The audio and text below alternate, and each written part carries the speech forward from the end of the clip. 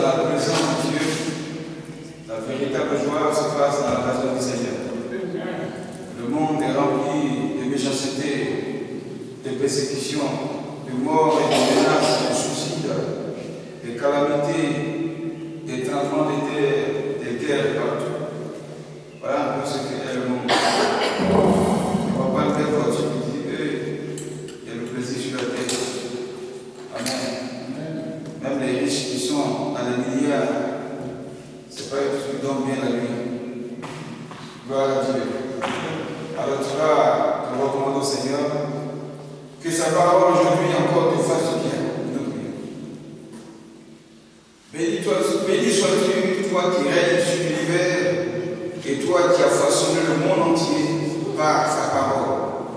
Nous sommes là encore pour écouter ta parole afin que nous soyons encore, Seigneur, façonnés. Et qu'aujourd'hui ta parole vienne encore nous sanctifier, car tu es trois fois saint. Et tous ceux, Seigneur, qui entreront dans le paradis ont droit aussi, Seigneur, d'être revêtus chacun de la robe blanche. Dans ta parole, nous l'avons ce soir. Et bénis, Seigneur, nos vies, que toute la gloire te revienne. Au nom de Jésus. Amen. Acclame avec vie le Seigneur Jésus qui est ressuscité dans le monde. Et tout ça, que nous devons faire la parole. La parole de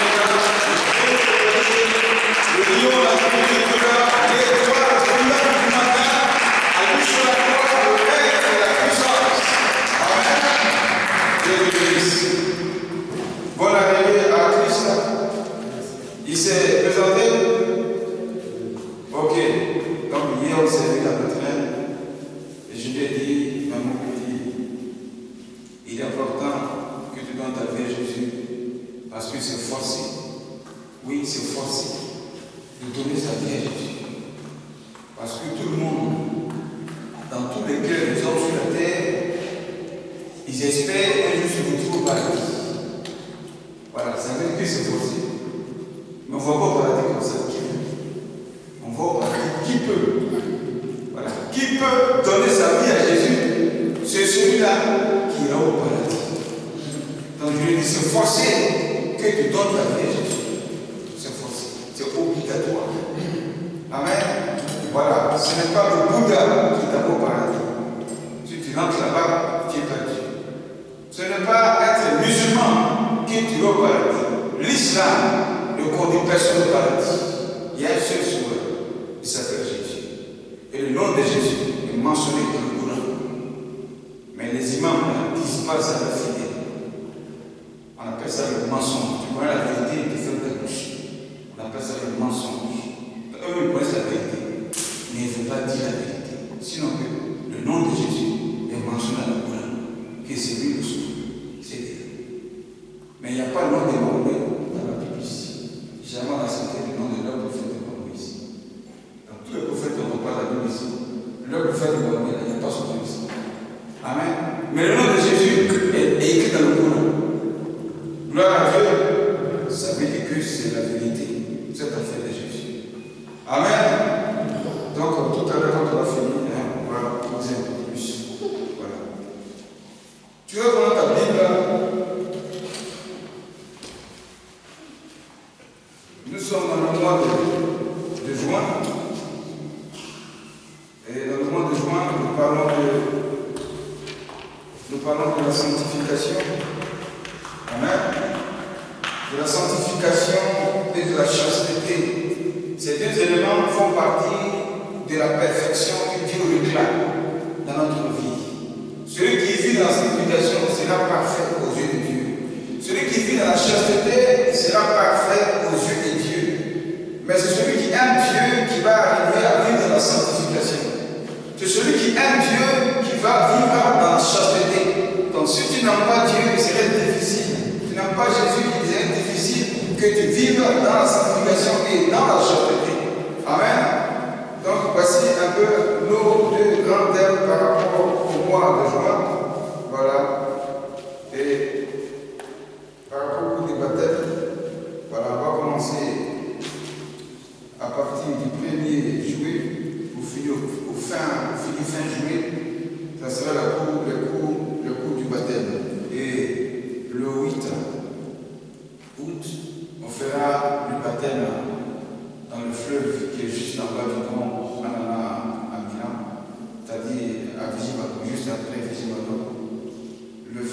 teaching. Voilà. Amen. C'est important de se baptiser. C'est là que commence la nouvelle essence de la vie chrétienne. Il faut qu'on te lave. Parce que le monde nous a salis avec le péché. Il faut que le Seigneur te lave, qui est le symbole du baptême. Notre thème aujourd'hui, c'est la sanctification des trois niveaux du corps. L'évangéliste avait parlé de ça brièvement. Je pense que le mois passé. Amen.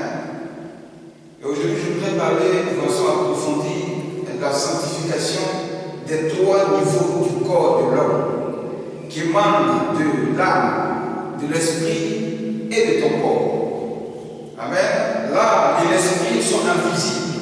Ça y est, à l'intérieur de notre cerveau, l'âme et l'esprit sont invisibles, ils sont cachés. Mais le corps, c'est l'enveloppe qui enveloppe l'âme et le corps, l'âme et l'esprit, qui est le corps que nous portons. Lui, il est physique. Il est physique et on le juge. Il est physique et on a souvent des apparences qu'on lui donne.